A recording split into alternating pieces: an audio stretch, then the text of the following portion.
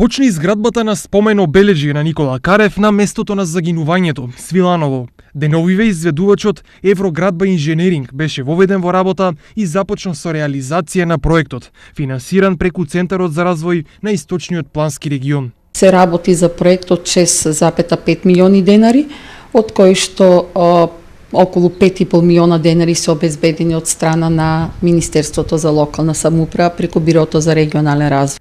Спомен обележјето ќе се гради на површина од 460 метри квадратни, а предвидено е и истото да изгледа како мал туристички комплекс. Ова место ќе стане едно место културна кача каде што ќе биде во 3 фази, ќе има амфитеатар, спомен обележје и место за одмор со 2 летниковци. Целта на изградбата на ова спомен обележје на Осоговските планини е да се збогати туристичката понуда на Кочани, Пробиштип и Чешиново Облешево.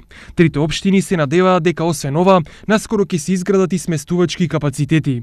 Според планот, изградбата на спомен обележјето треба да заврши до крајот на оваа година, а одржувањето на комплексот е заедничко на трите општини.